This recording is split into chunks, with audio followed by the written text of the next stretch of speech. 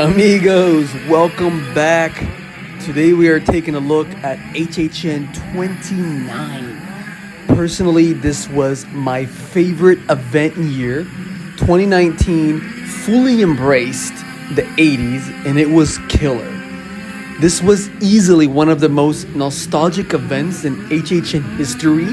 The park was overlaid with 80s vibes, and houses like Stranger Things and Ghostbusters definitely reinforced those themes. So with that, let's dive right in. My phone says this footage was shot on Saturday, September 28th. Right, and the one thing I remember from this footage was the humidity. Those September event dates can be brutal. Right, you might be coming from somewhere else where September you think it's like the leaves are changing and the cool weather is coming in and maybe you're gonna get your scarves out, but No, in Orlando it's just summer part 2. And if you're really unlucky, October is like summer part 3.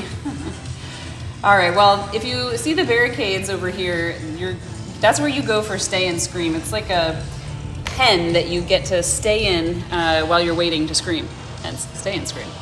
And you get to the park early during daytime hours. They let you in if you have an HHN ticket. And then you get let out as soon as they clear the parks. And you get let out actually really early. So you can go get into whatever line you want and basically beat the lines. We thought we did awesome because we entered at the resort entrance, which, where was that? By the former Blue Man Group. Right, if you're resort guests, you have a special entrance. We were like front in line. So we saw the show and we're ready to go. And as you'll see in a moment, we get to the Stranger Things line and the length of the line was out of control. I think the wait was 80 minutes. It was, I didn't know how that many people could have, there must have been a lot of Stay and Screamers. Next up, we have Anacarade, located in the Avenue of Stars in the front of the park. Probably the best scare zone of all time. I mean, you can debate me on that, but it's my favorite. So you're basically thrown into an 80s inspired arcade, except it's filled with neon slashers. I think the vibe of this was really excellent. They have the lasers with the fog machine. It's creating this like cloud effect, and it feels like a ceiling, like you're actually going through a real arcade. And the music. Absolutely adored the music here. Really put all the elements together to pretty much say 80s in your face Halloween Horror Nights. You know, it's such a small space, and I feel like it's often overlooked, but not in 2019. This was definitely the best scare zone, at the very least, of this year. Yeah, I think having a Lady Gaga on stilts also helps it.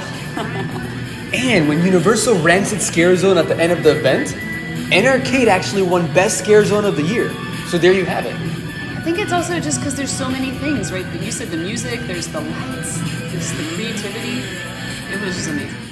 So after a very successful 2018, Universal brought Stranger Things back for HHN 29. You amigos can see we are big Stranger Things nerds. We even went as Scoops Ahoy for Halloween. And the TV spot, I thought, knocked it out of the park. Yeah, we have like, what are these, some young adults? Would you say they're high school? Maybe co-eds. Oh yeah, college, yep. Having a little watch party. So I guess they're like on a double date. And of course it's storming because no, horror nights would be good weather. But hey, there's that movie where they have the daytime horror. The girl from Black Widow. Oh yeah, that one. I think that, the summer thing. The Midsummer Dream. Yeah, so I guess it doesn't always have to be at night. But here they are. She's like, hey, welcome in. We're going to have a slumber party? No, we're going to have a... Sleepover? No. Date night? I don't know. But basically, they're bombarded with like demigorgons. All right, she's like, I'm gonna do my hair. You said he's got and then the other guys are like, hey, where's our friend? He's So faster he's drinking than in popcorn, he checks his phone, and then of course Really? Are you it guys says, still at it? Yeah, I know it's been a week. It's like, bothering me. traffic is We murder. can't. I'm just getting a It's like a text. fun. I like it. You want some of this? So again, it wasn't as great as 2018, but the fact that they brought Stranger Things back, like Justine said, everybody knows the show at this point. Yeah. Very successful, huge following. And everybody gets to revisit all of the seasons. All the seasons. house was based on seasons 2 and 3. And the video is courtesy of YouTuber The Diz. This house was spunky, it's fun. It's not necessarily the scariest, but that's okay. I feel like ever since the IP started becoming a major attraction, there's been a switch from like, I'm gonna scare you with blood and guts, to come experience this new TV show / movie, and like bring your mom too. Yeah. You really get to feel like you're in the show. You get to see the scenes around you, you get to see the characters, like Will vomiting into the sink. I think that's the end of season 1, right? I think it is. I can't quite remember. Is that oh my gosh, no. No, there's Dustin. Dustin, because he's got his pet Demogorgon. Now we're here's the... Far from all, I feel like I think I've said things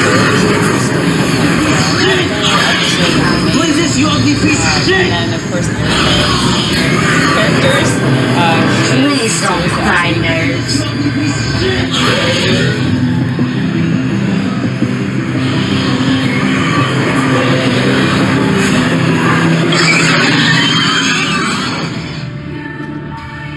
2019 was the last year to feature Academy of Villains. The theme that year was Altered State. And basically, it tells the story of Dr. Jekyll and Mr. Hyde with a sick soundtrack. Academy of Villains is a complete departure from the Bill and Ted Show, rest in peace, which ended in 2015. But we were big supporters of Academy of Villains. The show, it's vibrant, fresh, interactive. Yeah, and it definitely started the rebranding of what the event would become. It'll be interesting to see what comes next.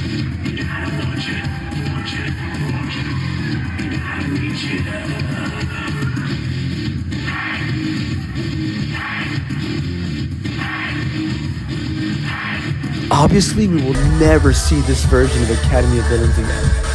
So I think that really elevates their tenure with the event into like iconic status. I mean, you can hear it in the audience.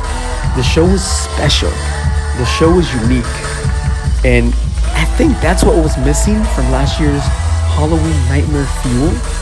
Don't get me wrong, I enjoyed the show, but I think a show should be more than just special effects and like, let me scare the bejesus out of you. I think a show is about giving the audience something to believe in. It's about creating a personality so that the audience is like, I can relate. Like, this is something that I feel inside and I want more.